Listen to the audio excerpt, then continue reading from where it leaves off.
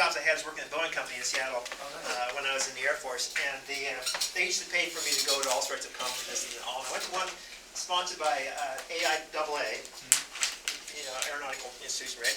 And it was called the Ancient Interface, and it's all about sailing. That's super It was cool. an entire 3-day conference on sailing.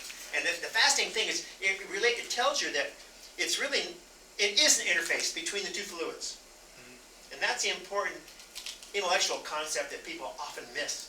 They see something floating on this stuff, water, and they say, oh, the sail's doing all the work. No.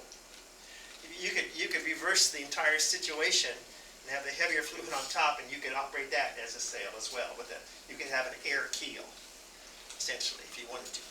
But at any rate, we wait for anybody? I don't think we are, and someone's taking roll, right? Yeah, right there. Okay. Well, my wife and I just got off our boat this morning, and I got a little late, and so I was making up my as I was driving back down here, I was making up the things that I was supposed to talk about today. Remember what I was going to talk about today? Good. Oh, good. I hope you would, because I didn't remember exactly. Okay. Starting out here. Who has anybody ever lived in Hawaii? Oh, that's true. Not true, because I have. The one thing about Hawaii was interesting is that it took us a long time to figure out how to get around in Hawaii. If you've ever been there, they don't use north, south, east, west. They just don't. It's not even part of the Polynesian vocabulary. The way they get around, and I couldn't figure this out, it took me a long time to say, oh, go diamond head 2 blocks and turn Kauai. And so they use landmarks. And the most common landmark they use is Malka and Makai. Go Malka 3 blocks and then turn Makai. And Makai means beach and Malka means mountains. And anywhere you're on an island, you know which way the mountain is. And so if it says Malka, then you go that way. And so it frustrates an American American, because we're used to these rigorous things about directions, and these directions are constantly changing, because it depends upon your point of view, what direction it is. And we lived for 3 years, and we got to the point where we just always tell people, just make up something. Oh, go diamond head. Oh, okay. Now I'm getting to sailing, because it turns out that precise language is incredibly important in sailing. And even on a 2-person boat, like a 420 or whatever, there's some things that have to happen with absolutely no question of what's going on. Precision, precise language, and totally understood language is really important. It cannot be ambiguous. It's the reason also why in history, ship captains are given ultimate authority. And in fact, they still do that. Do you realize that you can still be married internationally by anybody, any captain of any ship? That's still in the books. That's legal. You don't have to have a mail order certificate saying that you're ordained to give marriages. You can just do that. And of course, also, captains of past were allowed to use capital punishment. They really had authority, because that was the nature of the business. So today we're going to start out by talking a little bit about some of the terminology of sailing, and particularly some of the things which make sense when you understand that the immediacy and the fact that it has to be understood by everybody. Last week we talked about starboard and port, and those are essentially really important things. I wanted to say a couple more things about that. There are colors associated with those. And where might you see those colors first off? You know where the colors, what colors might be associated with port and starboard? Running lights. Running lights. If you look at any boat, sailboat or any power boat, at night they're required to have lights that go through this sector here and from this sector here. And that is so that at night you can tell which direction the boat is going. If you see, because you're never going to see both of those colors at one time. Now, just to review, we know that this is the steering board side of the car, or the boat, which is starboard. And we know that the reason why the other side is called port is because if you actually were steering the boat with an oar like the Vikings used to do, you would smash up this rig if you went to the dock on the other side, or the port. So this is the port side of the boat, the starboard side of the boat. Now, associated with it are red and green. Which is which? Green is starboard, red is port. How do you know that? Enough practice, I guess. Well, first off, do we have any wine drinkers around? Okay. Port is red wine. Port, red wine, okay. Red is only 3 letters. Green has got more than 3 letters. Starboard has more than 3 letters. So if you ever get confused, first off, I always, port wine, okay, it's red. But also, the shorter word goes with the shorter one, longer word goes with that one. So this will always be the green light, this will always be the red light. It's also found, other places we'll talk about, when I get talking about the parts of boats, especially parts of sails, we'll know that red and green are also significant in a lot of places on boats if they're done properly. Okay. Okay, now, and anybody work on cars, engines particularly? You know, there's something wrong with your generation. There's no motor heads anymore. It's hard to imagine that. I got recruited by the Motorsports Club here because they could not find a single other faculty member who was interested in cars. And so I am, even though I'm retired, I am still the advisor for the Motorsports Club because I'm the only guy that really likes cars, and I give talks to them all the time about certain cars. But if you open up the hood of an engine, a hood of a car, and you look at the engine, which is the right side of the engine? Which is the right side of the engine? Is it this side or this side? You open the hood, there's an engine here. It says here, my book says, oh, you'll find the oil filter on the right side of the engine. Do you look over there or over here? Your left? You look to your left? Yeah, your left. Why? This is my right side. Because the engine deserves respect, and you should use its left and right. Well, that would be like port and starboard, isn't it? Because we know that right is always that direction. No matter which way I'm pointing at, that's right. On engines, you'll see that a lot of higher quality manuals will say passenger side versus driver side to make it totally clear. Unless you live in England, or New Zealand, or Australia, or Japan, where it's the opposite. But on Audis, which is really interesting because I'm an Audi guy, and all official manuals will refer to passenger side versus driver side. And of course, Audis are all driven, the right one, the proper ones are driven on the left side steering, which is like we were used to, so that works out well. But the point is that there is no ambiguity about starboard and port, because no matter which way you're facing, this is always going to be the starboard side of the boat, this is always going to be the port side. I don't care where you're sitting, that's the way it is. Some other directions here that are important to understand, and maybe very, very obvious, but these are directions that you'll see commonly used by sailors, and that's aft or stern. Okay. Aft and stern, or fore and aft. Okay, fore means what? If I say something, oh, you know, it's forward of this, or the foredeck, or where's that going to be? Yes, it makes sense, doesn't it? And aft to be where the aft thing. So anything which is, if I say something is just aft of this point, it could be right there, right? It's not a physical part of the boat, it is a direction. If I said transom, that's a physical part of the boat. That is the back part of the boat. That's the transom. And of course the bow is the physical part here. But fore and aft are directions, just like starboard and port. And they're absolute directions, irrespective of which way you're turned and looking at them. They're just there. Now some other directions which are kind of interesting that sometimes confuse people, new sailors, and you'll hear people that are skippers will calling out these directions all the time, and if you're not sure what's happening, if a skipper says, I'm going to come up a little bit, what does that mean that she's doing with the boat? No, what does it mean? I'm going to bring the boat up a little bit. Yeah, point closer into the wind. It's short for upwind. And certainly if we're going down, that means turning downwind.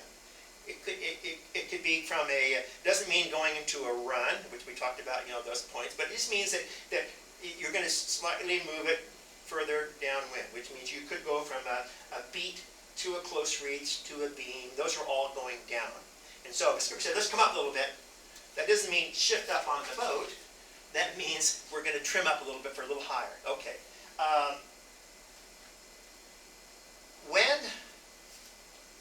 When sailing a course, let's say you're headed upwind, and so we know that generally speaking we're going to have to tack back and forth like this. And generally speaking, on a properly rigged boat, you're generally speaking about 45-degree angles here for in true directions from the wind. If you're sailing along and all of a sudden the crew calls out, "Oh, we're experiencing a header," what does that mean? What does it mean if a crew says, I see a header up ahead, or we're in a header? What does that mean? You're gonna collide. Pardon? You're gonna collide with another boat. Nope. Header means what? It's going to head you down. What does it mean about the wind direction? Shifted which way? It can shift this way or this way. So we're on this tack right here. We're on this tack, moving this way, and let's call this direction 1 and this direction 2. Which direction, if the wind shifts, and the wind's constantly shifting, not only in velocity, but also in direction. Unless you're out in the middle of the ocean. And ocean sailing is a whole lot. We sailed 3 days, never touched the sails, or trimmed the sails at all for 3 days when we came from Venezuela up to Dominican Republic. And never adjusted a sail. I never touched the wheel because I had self-steering on a wind vane controlled self-steering for 3 days, 200 miles a day, because the winds are steady. But the header means which way is it changing? Come on. 2, 1. Yes. Okay. Yes, it means you're being headed by the wind, which means that you're sailing along here and you have this thing set at 45 degrees, which means your apparent wind angle is going to be approximately what? Remember, this is the real wind angle from the true wind and your true direction. But that's not what the boat sees. That's not what it's sailing under. What is its actual? Is it less than that? Yes. 30, Like 30 degrees. Say 30 degrees. So it depends upon the wind strength and also some configurations of it, but it'll always be less than that. Okay. And so let's say that we actually have an apparent wind of here. Apparent wind here. Okay. So now if we get a header, what happens at apparent wind if we're constantly going in this direction? Does it become more or less? Less. Yes, it becomes less, which means that if I'm trying to get to here, that means in order to, and I'm sailing it as close as I can. I'm at that, I'm beating into the wind, which means I'm sailing as close haul as I can to make velocity good in this direction. That means I have to turn away from the direction I want to go, which means instead of getting sine of 45 times speed progress, sine of 45 is what? 1 over root 2. 1 over root 2. That's an exact answer. That's interesting. Are you a mathematician or you're an engineer, right? Engineering. Okay, so engineers typically say, 0.707 or 0.7, but that's a mathematician's. What's pi? 3.1. No, that's not a mathematician's answer. Nope. Oh, 4 for a safety factor, right? Factor of safety. What is pi? If you're a mathematician, it's very clear. There's an exact answer for it. What is it? Circumference over the diameter. Yes. So that's a mathematician's answer. Do you guys realize that in, I think it was 1830s, there was an initiative in, I think it was the Indiana state legislature to regulate pi to being 3. No one understood that you can't just do that. Suddenly you wouldn't have a full circle, right? But they were so stupid that they thought they could change pi to 3 and make it easier. So, header means that in order to continue with the closest you can, that means you're going to have to shift here, which means you're no longer going to get that 70% effective thing. So if you're racing, what do? You have to fall You off. tack. Or tack. You don't fall off. If you're falling off, that means you're getting worse and worse in the direction. Now, the opposite of this would be a header. And this over here is called a lift. If the wind shifts in this direction, it's called a lift. Which means now then, here, and so suddenly the apparent wind is going to shift like over here, which means you can turn your heading and you can go higher into your position you want to go. And so you should understand if your crew mentions we're in a header or in a lift, if you're in a lift then you don't change tack, because this tack you're on now becomes a better tack for getting to where you want to go. If you're in a header, problem on a tack, because a header on one tack is a lift on the other. Because, and so you should understand these two words. If you're in a lift, that means that the wind has clocked, making it favorable to the direction you want to go. And just as a reminder for people who maybe weren't here last time, how much of your time will be spent sailing upwind? What percentage, a fraction of the time you're sailing? If you're sailing any course that starts going someplace and comes back, how much of that's going to be upwind? 75. It's going to be way over half. Can you explain that? One, just because my luck is always the wind. I'm going to be always. It has nothing to do with luck. And also speed. If you're at the correct angle, then you're moving the fastest, going whatever beam reach or close. Thanks for playing. Can someone give me a little bit more? Oh, Alana, was it? Larissa. Larissa, can you give me a little bit more explanation of why if you're sailing on a, and of course the case of point we talked about as an example would be something like a square thing like this. If you were going like this and you started here and you wanted to sail here and the wind was, say, right here, how many of those legs are going to be upwind? 3. Yes. Now, That makes a lot more sense. Yeah. why is this leg upwind? You have to tack upwind because if you jog downwind, that's a lot worse. Why is this one upwind? Because if I was anchored here, I would see the wind just going straight across. It'd be on my beam. It would not be upwind. But we all are engineers or technical people. We understand vectors. So what happens to once I start moving, what happens to the wind I see? It's different. It's different because it becomes the vector sum of those two. Your velocity and the wind velocity, and it ends up that this will shift. It'll be increased. So if your velocity is here, then the real wind you're going to see is here. This is the wind direction. This is your velocity. Because you're going this way, and so the apparent wind shifts forward and increases in velocity. So this is upwind. This is straight downwind. This is upwind. This is upwind. So, that, why did I talk about that? Because it was important. Yeah, okay. So anyway, understanding that a lot of time you are going to be going upwind, and so when you see a lift, then that's a good thing for you. Okay. Direction terminology. Okay. Any questions about this? This is kind of a review also on apparent winds, which is really an important, really incredibly important aspect to understand if you want to be a competent sailor. Okay, I have 2 daughters. Both of them have master's levels degrees.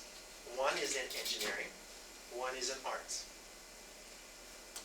They're both really good sailors. In fact, my art daughter raced with me last weekend on my 470. And we were commenting that you can be a wonderful, name it, but for example, sailor, either from the artistic way of sensing it or from the technical way of sensing it. You don't have to be highly skilled technically to be a good sailor. You don't have to be very artistic to be a good sailor, but if you can combine those elements, you'll be the best sailor. So, and we talked about that again, is my daughter says that she loves the sailing because she feels the synergy between the elements, and she doesn't visualize. To me, it's always a sum of moments. I'm always visualizing. You know, I'm doing the right-hand rule here, and I'm understanding. You know, I'm understanding the lee helm and weather helm, and I'm understanding how if I put a little bit more effort on the jib, it's going to affect the turning moment on my rudder, and I'm also visualizing the rudder at the edge of its stall. Has anybody ever experienced a rudder stall on a 420 or maybe you have too? What are the symptoms? When does it happen? If you turn it too much, it stops. And what happened? What is the sensation from you as a skipper when it stalls? I mean, you lose a lot of control. Okay, what happens we talked about luffing and stall, and we said that on a sail, when a stall occurs, you don't see anything different in the shape of it, but what happens to the amount of force or lift that's developed? It goes down. Drastically reduced. It's the reason why an airplane, when it stalls, it just collapses because you suddenly lose all your lift. Same thing happens to wings. Same thing happens to rudder. if you ever get too much heel on a 420 or a 470, when the sail is over to the far edge, it's still driving forward, which means it really wants to turn the boat into the wind. And so you have to pull hard on the tiller to try to keep it straight. And as soon as it, all of a sudden when it stalls, it'll just let go of the water. It becomes a little bit loose, and the boat will just turn up automatically. And you'll likely capsize. Yeah. And the only way to recover from that is to push the tiller in the wrong direction until it reattaches. And then slowly and be a little more gentle with it, but also try to get the heel out. Because the heel, it becomes, there's so much turning moment there. And that's the engineer in me. I understand that the moment that is created when the boat is heeled like at 45 degrees is you're likely going to stall the rudder trying to keep it going straight. You don't want to heel that much. But anyway, so there's artful ways and there are technical ways, and I'm trying to teach you more of the technical stuff. Because that's my expertise. When you say heel, is that the roll of the boat, or what is the? Perfect. Yeah. Okay. And so this is another thing which has to be quite, it's another bit of terminology we should think about, because there are three directions, there are three angular rotation directions. And we're used to X, Y, and Z, you know, the Cartesian coordinates. Why is it called Cartesian? The cartographer, like north, south, east, west? Nope. It's from Descartes. He was a French guy. He was the one that really did that, you know. And so, but anyway, we're used to those. But in a sailboat, it's heel, pitch, and yaw. Pitching is normally not too important unless you're in a multi-hull, which we'll talk about, and then pitch is very important because pitch poling occurs. Anybody besides me ever pitch poled a sailboat? Pitch poling is the most dramatic thing that can happen on a sailboat. It's happening, it goes you're going really fast, normally on a broad reach. And there's so much pressure pushing it, pulling it. It happens also on a spinnaker sometimes. You get so much forward thrust that the bow starts going lower and lower and lower. And if it sinks into a wave, it catches, and then the boat does a forward somersault. It happens on multi-hulls quite often. Multi-hulls have very little buoyancy in the bows, especially like the older Hobie Cat 16s and 14s. You'll see people trapezing off those, and any boat that has high speed, you'll see when you're the crew and all the crew and the helms will be at the very far aft of the boat, trying to keep the bow up. And in fact, on a 470, on my Hobie 16, we used to trapeze from the back of the boat, just to make sure that bow does not sink. So those are the three directions. And heel is always roll, pitch is up and down, and yaw, of course, is this. Same thing happens, actually, the difference in airplane terminology is the heeling is called rolling, but it's heel in here. Good, thank you, that's a really good question. Okay, so we've got some directions down there, we've got some terminology. I told you about how distinct the terminology has to be, which is ironic because there are so many words in sailing that are used as nouns, as verbs, as adjectives. The same word have multiple meanings.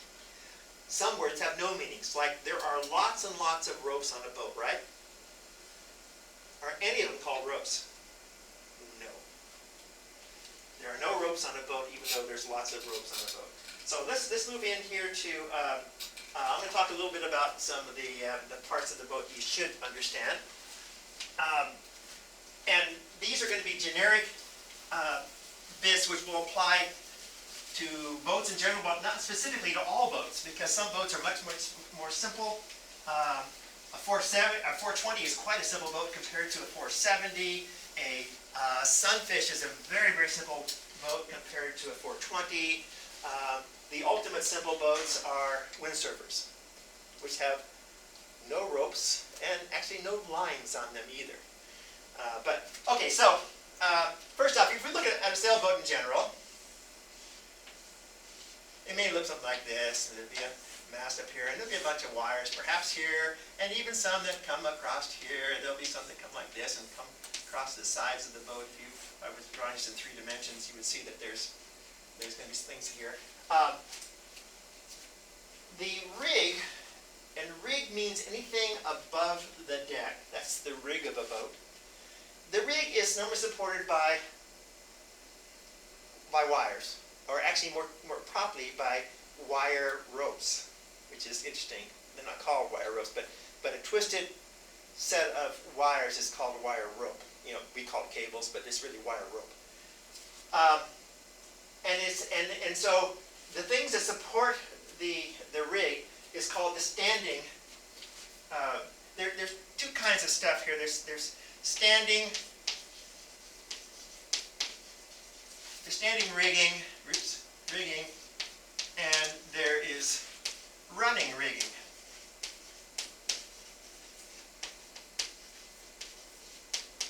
Okay, standing rigging are things that are not adjusted while you're underway. And so on most boats, those include the wire ropes that control the mast from going fore and aft. These are called stays. Anything which is fore and aft is called a stay. So this would be the fore stay. Remember we talked about fore, it always means something in front. And this is the aft stay, also commonly called backstay. Now, a 420 or a 470 or a lot of dinghies do not have backstays. Can someone tell me why, what's the advantage of having a boat with no backstay? Besides fewer wires to adjust? Easier to set up, maybe?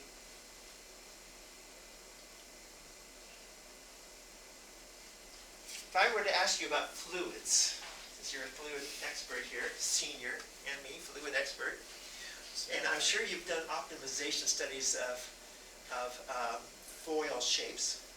What is the optimal plan form for a foil, whether it's aerofoil or hydrofoil, in order to produce the maximum lift over drag? In other words, I could have a square, I could have a triangular, I could have a parallelogram, I could have a circle.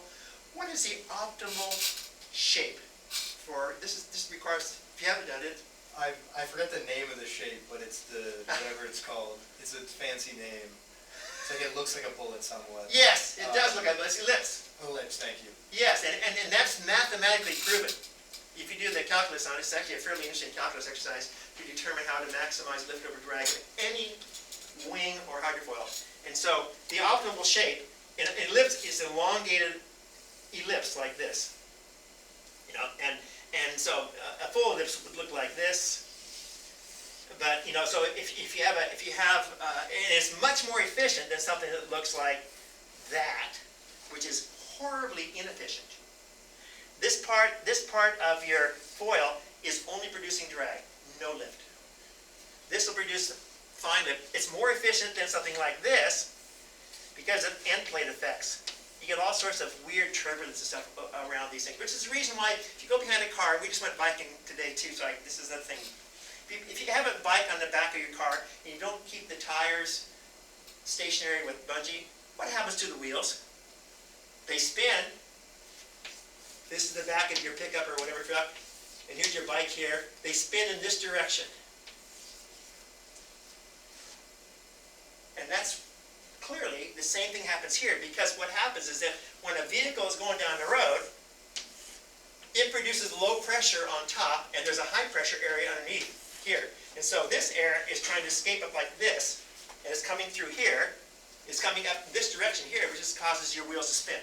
And the same thing happens on a plane. See the vortices coming off the back, those ends of the wingtips of an airplane, especially if it's in a fog or in a vapor situation. It's the reason why we put modern airplanes have the little winglets on the wingtips. That's to prevent some of that flow that's a drag inducer.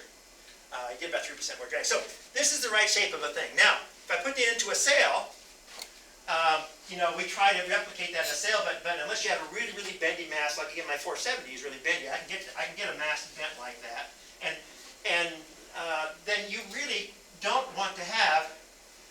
If I have a straight mast and I have a backstay, I can't have that shape of sail. I cannot do it because it's going to interfere every time I try to tack or jibe. It's going to catch that.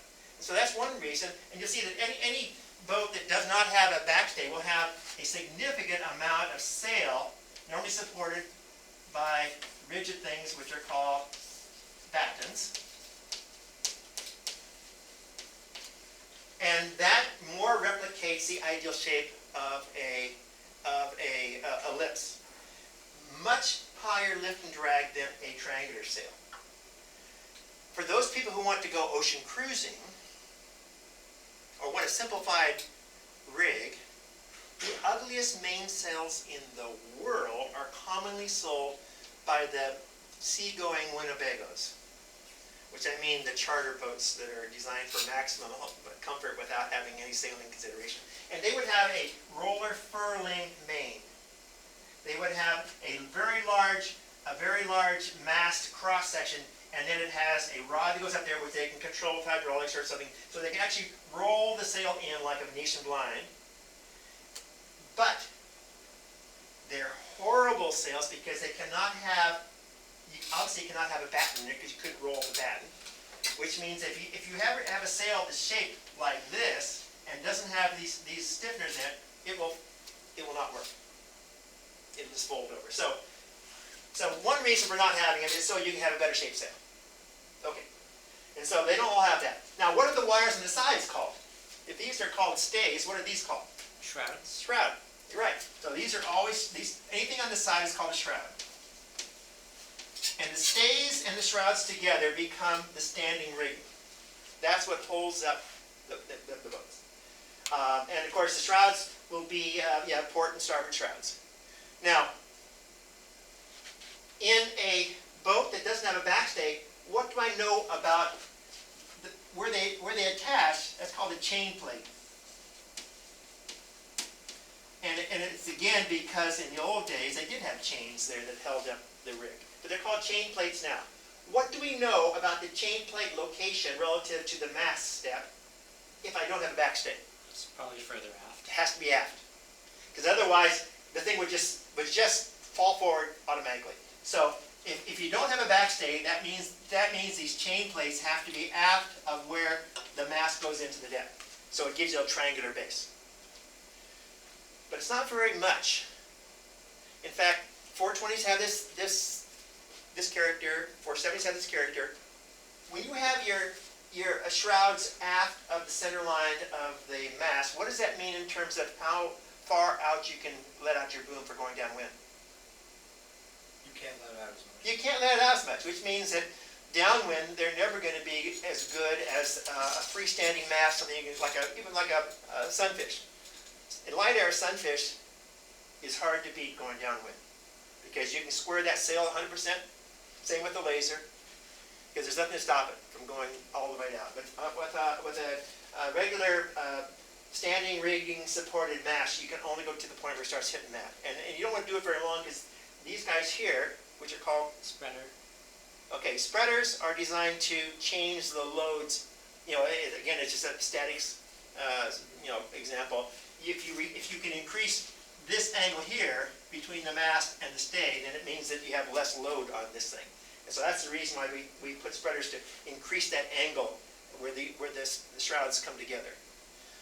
And so the spreaders will also poke into your sail if you let it out too far. So normally there's a limitation on that. Okay.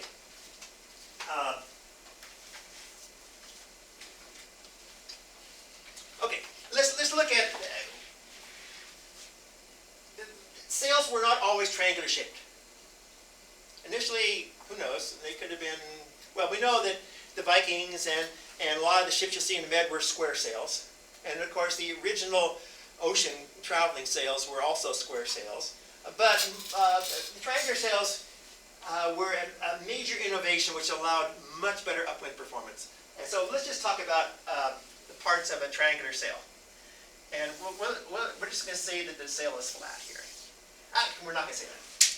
Because that is a stupid sail. That would be a very stupid shaped sail. We're going to make it like a sail should be. Okay.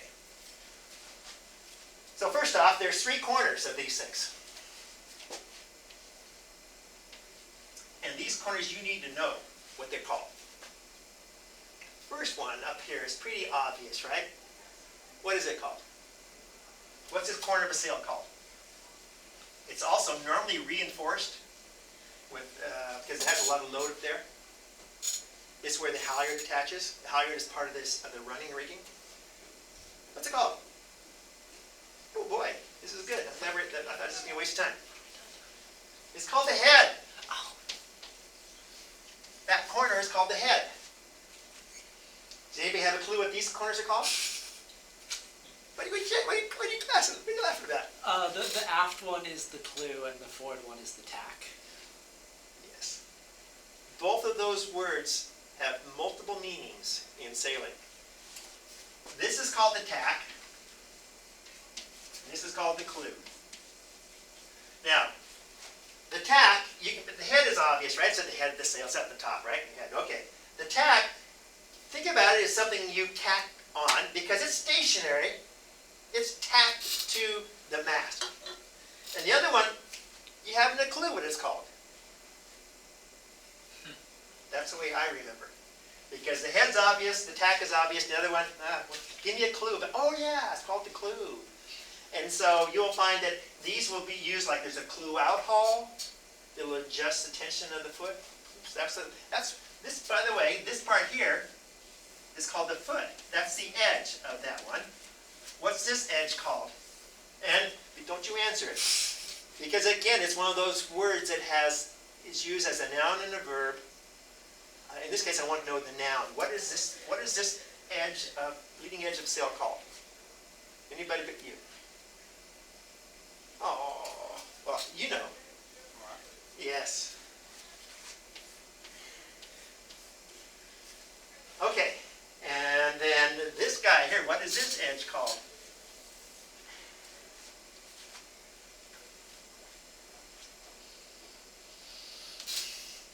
It's the leech. Yes.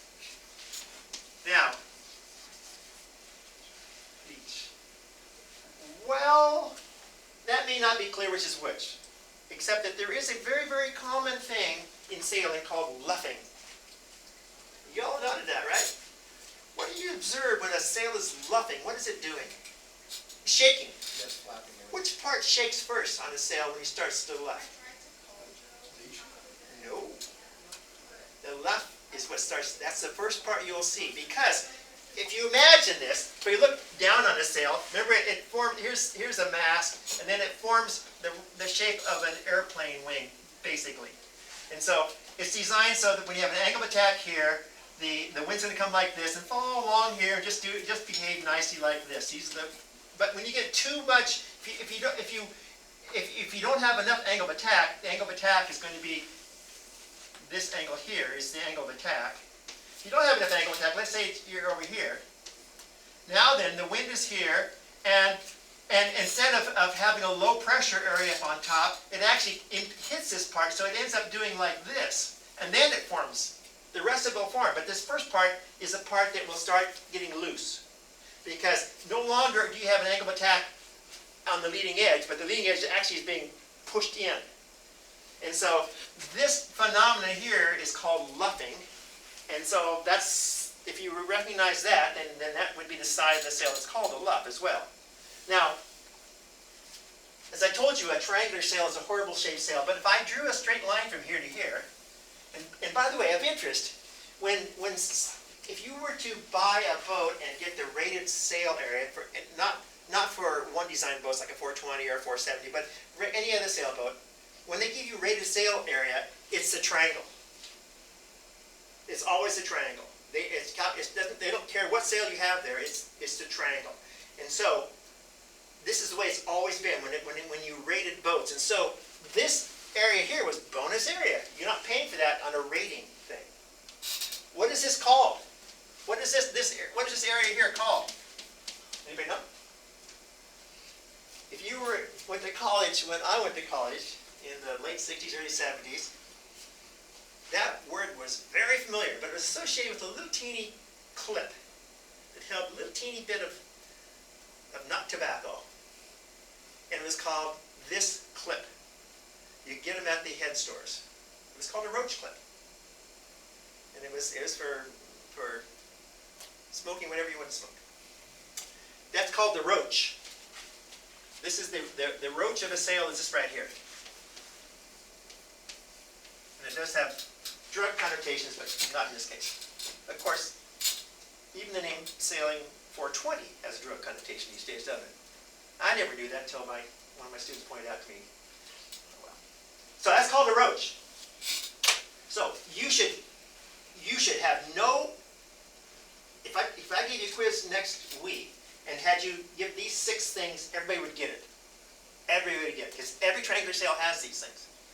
Oddly enough, there's another triangular sail that actually looks more like this, has 3 points. This is a spinnaker, and a symmetrical spinnaker, so this is a head. But which is the clue and which is the tack? It's dead symmetrical. Well, it depends which tack you're on. Because one end is going to be attached to the spinnaker pole, and it would be attached, means the tack, and the other would be the clue. But when you jibe, now then the pole switches over, it's over here, so now that becomes the tack, and this becomes the clue. Okay, so this is a roach. And here's what you should understand, is that if you actually were to tighten this thing all down, have this thing bar tight, this would all be nice and tight here, there'd be a tight line from here to here, and this would not be tight. And in fact, it would just be flopping around like the end of a flag. And that's the reason why anytime you have a roach on any sail, you must have battens. And the battens do not have to go all the way to the mast, but they must go across that line, and generally speaking, you want them to be equal distance from that triangular line. And so typically on a 420 or a 470, where there's a fairly large roach on top and then it kind of comes back down, you'll have a full-length batten on top, and then you have shorter battens, like 2 or 3 shorter battens that will come here, which will stiffen up that sail, the leech of the sail, to keep it from flopping. Now, interesting enough, that on almost every high-quality sailboat, there will also be a separate little line that's accessible here at the clue that goes all the way through the leech here, it's tied up here, it's called the leech line, and you can tighten that up if this thing starts flopping too much. It's when sails get worn out, you have to start tightening those things up. It's also on windsurfer sails too. Okay, so any questions about the parts of a sail? You really need to know this. This is fundamental. Yeah, every sail will have that. Even your certainly the sunfish sail will have that too. You know, the clue is the part that's going to be controlled. The angle of attack, a clue is going to be moving relative to the boat because of the main sheet, which I guess we need to talk about.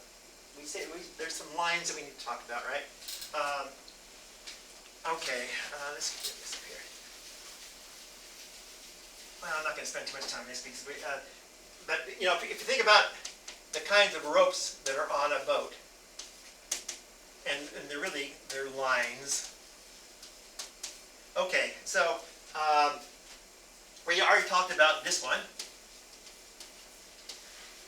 last week. What does halyard do? Raises the sail. Yep. What did it used to do? Haul the yards. Pardon? Haul the yards. Haul the yards. What's a yard? Unit of measurement. Exactly right. On a square sailboat, you have the sail that comes off here's your mast here, and you have this big spar across there, and then you would have adjustments here to control that. This is the yard. That spar, the horizontal spar, is called the yard. And so when you raise, you know, it's funny because in square sails, you didn't really raise the yard. You would pull this up. You stand on the yard, but the line that would raise the yard up to the mast would be called the haul yard. And so that's why it's called a halyard. Okay, so halyard is one. Everything that attaches, or it doesn't have to attach to the clue, but something which controls the angle of attack of any sail, whether it's a spinnaker or a mainsail or a head sail. What is that called? The main control line. The main sheet? Yes, it's called a sheet. Do not ever call this the main sheet. That's the main sail. The sheet is the rope that's used to control that. Every sailboat, except for Sailbot, you know, which if you don't know, that's one of the MQPs that Alex and a bunch of people are working on. It doesn't have a main sheet because it uses a balanced sailing. It has a trim tab control sail, which you can use on full-size boats as well. So there's a sheet. If you have an anchor attached to a rope, what's the rope called?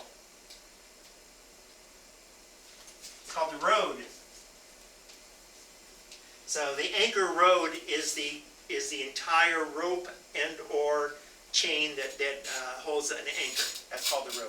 And everything else is going to be called line. You know, it could be the well, they just have a prefix in front of it that'd be called line. But it's most important to make sure you understand that the main sheet and the jib sheet and the spinnaker sheet, that's the one that controls angle of attack. Okay. Okay. Last time we did talk about the fact that that this is the rudder, this is going to be the underbody, and it's going to be a keel, a centerboard, daggerboard. Those are the options. What's the difference between a centerboard and a daggerboard? Someone that wasn't here last time. Yeah. You can take a daggerboard out. That is correct. But you can remove a centerboard also from its trunk. But what's the difference in the method of re-entry into the water? The centerboard. Yes, centerboard is like a pocket knife. It opens up like this on a pivot. And a daggerboard just goes straight down. Which is more efficient? Tell me why. Remember, it's a foil. It is a foil, which means that there is an ideal shape for a foil, which is going to be hydrofoil shape, airfoil shape. Daggerboards can be made exactly to the shape you want. Because they fit through a slot, you just put them straight down. They can have a constant section, which is going to have a very, very sharp tapered edge and a nice rounded leading edge. They can be perfectly done that way. Most centerboards are flat on the sides because they have to be retracted into a centerboard trunk. Some centerboards and some old boats, like a Lightning, that's an 18-foot class boat that it's a very good boat, a 3-person boat. It actually uses a plate of steel. It's flat plate, rounded on top, and a little bit of edge on the back because they have to pull up into a narrow slot. So they can't have the shape that you would like to have. Daggerboards are normally always more efficient. And the other thing about daggerboards is that they're much easier. You can change your amount of exposure and need for it without affecting the fore and aft balance of the boat because they come straight up. On a centerboard, you can retract it, but as you retract it, the center of effort moves aft, which is sometimes okay. But just understand there are differences, and of course the big difference is that a centerboard, if you hit something with a centerboard hard, normally it'll just go up against bungees and retract and go over it. You hit something hard with a daggerboard, you'll break the trunk. The trunk is what is a slot that the daggerboard goes down into. And that can be costly and expensive when you hit those things. So we did talk about those, and a keel, normally we talk about keel, we talk about a keel is, as opposed to the other, a keel has 2 functions. The others only have 1 function. The only function of a centerboard, or the only function of a daggerboard is to do what? The only function. Yep. Stabilize the boat? Or a different- Nope. What's the function, Alex? Of a centerboard or a daggerboard? Nope. Actually, in fact, they cause it to tip. Counteract lift. Yes. And so here's the thing you need to understand, is that if you're looking at a boat like this, and it's heeled over here, and the centerboard is here, and so the wind is coming from some direction like this, blowing this way here, and so it is trying to pull the boat this direction, right? And so that means we have to have something which goes in this direction to counterbalance that. So actually, no, okay, I'm sorry. This is...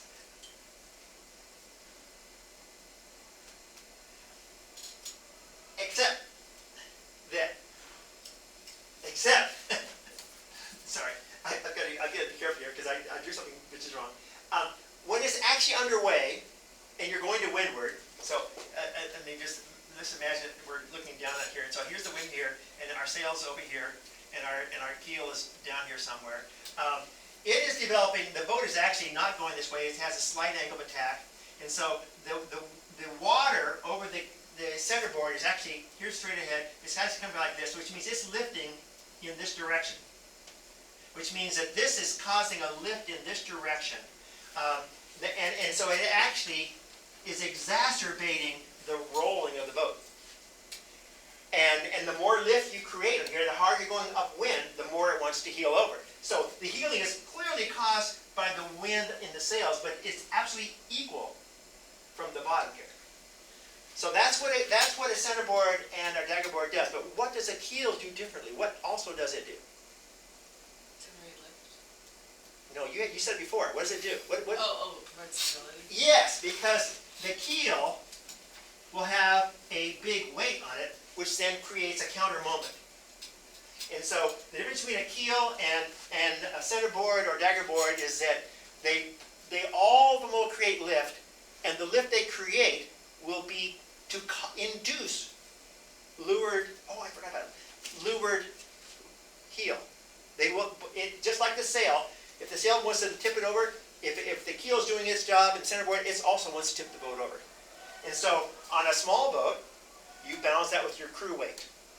But on a keel boat, and a keel can be a swing keel. Swing keel is like a centerboard, but it has a huge mass on the bottom. My 24-foot boat that I showed on the first week had a swing keel, 800-pound bunch of cast iron that as you brought it down, it came down. And so it was designed to do both things. But that's the difference between a keel and a centerboard or a daggerboard, is that all three of them will produce lift if they're properly designed, but it will cause it to be less stable in the roll. It's going to induce roll or heel. Because it will be up in this direction, and then it's counteracted by this. Okay, last thing I want to talk about today, and we just brought it up, is make sure you understand the difference between leeward and windward. If I say, here's north, south, east, west.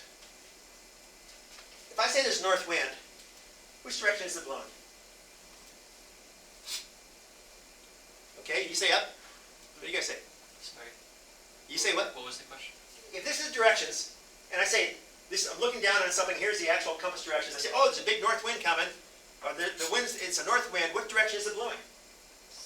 South. Yeah. It's blowing south. So, understand that. A north wind comes from the north, but it's blowing south. Okay, I gotta step aside a little bit. In which continent would you find the magnetic North Pole? Antarctica? Really? Most people think the magnetic North Pole is up there in Baffin, Canada, around there. But you were absolutely right. And you're the first time I've ever asked that question has gotten it right. And tell me why that's the North Pole. Because if the south part of the magnet points down, Yes. that has to be pointing Yes. north. Everybody thinks that the North Magnetic Pole is up north. No, that's the South Magnetic Pole. Because by our convention, the north part of a magnet points to a southern magnetic influence. Okay. If I am on the boat, and okay, so I'm sailing up, and there's an island here, and the wind is coming to me in this direction. And there's an island up here. Is that the windward shore or the leeward shore of the island I'm seeing? Yes, even though it's windward to me. That would be the leeward shore, which is a safe shore to go to. Windward shores are dangerous. Because if the wind is blowing this way and I'm on an island behind me, this is the windward shore, which means that I have no way of stopping before I hit that shore. Windward shores are dangerous, leeward shores are fine. So leeward always means away from the wind. Windward always means toward the wind. Okay, and that's enough for today. But do make sure, there may be a quiz tomorrow, next time, on some simple things. These are really important concepts to understand that terminology.